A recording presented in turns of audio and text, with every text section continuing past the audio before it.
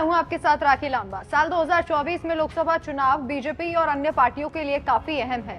साल 2019 के लोकसभा चुनावों में यूपी में बीजेपी का विजय रथ सीएम योगी आदित्यनाथ ने खींचा था और उत्तर प्रदेश में ऐसा भगवा लहराया कि आज भी किसी भी चुनाव में सिर्फ कमल का ही फूल खिलता हुआ नजर आता है, चाहे वो नगर निगम चुनाव हो या फिर विधानसभा चुनाव। छोटे बड़े हर चुनाव में योगी फैक्टर काम आता है और यूपी ही क्यों, दूसरे राज्यों में भी जब चुनाव होते हैं तो लोग योगी के चेहरे पर वोट देते हैं। बीजेपी भी योगी आदित्यनाथ को हमेशा आगे रखती है। बीजेपी में योगी का कद दिन पर दिन बढ़ता जा रहा है। महत्वपूर्ण है लोकसभा चुनाव और लोकसभा चुनावों के नजरिए से यूपी बेहद ज्यादा जरूरी है। इसलिए देश के सबसे बड़े सूबे की कमान संभाल रहे योगी आदित्यनाथ की जिम्मेदारी और भी ज्यादा बढ़ जाती है। बीजेपी हाईकमान भी यूपी पर पैनी नजर गड़ाए हुए है। योगी के सांसदों से हाईकमान ने उनके कामकाज की रिपोर्ट मांगी है। अक्सर योगी आदित्यनाथ अपने विधायकों और अफसरों से रिपोर्ट कार्ड लेते रहते हैं और उनके कामकाज पर नजर बनाए रखते हैं। जरूरत पड़ने पर लापरवाह लोगों पर एक्शन भी लिया जाता है। ऐसे में पीएम मोदी भी सीएम योगी की तरह यूपी के सांसदों से रिपोर्ट कार्ड मांग रहे हैं। सारी 80 सीटों पर जीत का लक्ष्य बीजेपी ने रखा है। इसके लिए बीजेपी महाजनसंपर्क अभियान चला रही है, जिसके अंतर्गत बीजेपी सांसदों को अपने लोकसभा क्षेत्र से ज्यादा घरों तक पहुंचने के लिए कहा गया है। इसके लिए पार्टी ने अपने सांसदों को एक फॉर्म भी भेजा है।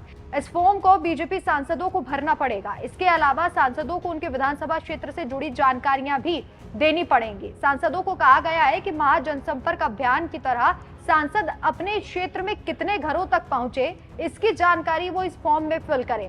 इसके अलावा सांसदों को आगे क्या काम करना है, इसका भी टारगेट जो भी है इस फॉर्म में भरना पड़ेगा।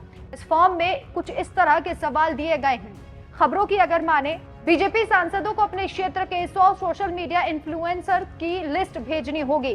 सांसदों को ये बताना होगा कि कितने इन्फ्लुएंसर्स बीजेपी के लिए अच्छा या खराब लिखते हैं। इसके अलावा सांसदों को अपने क्षेत्र के 1000 विशिष्ट लोगों की लिस्ट देनी होगी। लिस्ट में पद्म पुरस्कार विजेता, खिलाड़ी, शिक्षक, चिकित्सक, शहीद परिवार के लोग शामिल हैं। इसके अलावा प्रत्येक बीजेपी सांसद अपने क्षेत्र में 40 से 50 कार्यकर्ताओं की टीम तैयार करनी है। ये कार्यकर्ता हर दिन 40 घरों का दौरा करेंगे।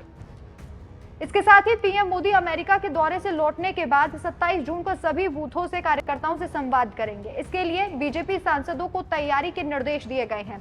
हालांकि माना जा रहा है कि बीजेपी 2019 में हारी गई सीटों के लिए अलग से रणनीति बना रही है।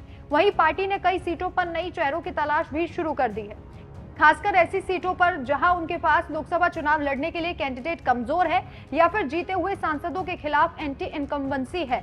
ऐसे में संगठन की नजर सरकार में शामिल मंत्रियों पर है। संगठन के संकेतों को अगर समझा जाए तो लगता है कि साल 2024 में भी योगी सरकार के कई मंत्रियों को बीजेपी चुनाव लड़वा सकती है। संगठन की माने तो लगभग 1/4 ऐसे सांसद हैं जिनके टिकट बदले या काटे जाने हैं। कुछ मंत्रिमंडल के चेहरे लोकसभा का चुनाव लड़ेंगे तो वहीं कुछ सांसदों के टिकट काटे जाएंगे और कुछ सांसदों के क्षेत्र भी बदले जाने की संभावना है। ये बीजेपी के लिए नया फॉर्मूला नहीं है। 2019 में भी यूपी बीजेपी ने यही प्रयोग किया था। अगर बात की जाए ऐसे चेहरों की जिन्हें इस बार योगी मंत्रिमंडल में जगह नहीं मिली और दिल्ली दरबार के करीब माने जाते नहीं हैं, तो उन्हें भी 2024 में चुनाव लड़ने की उम्मीद है।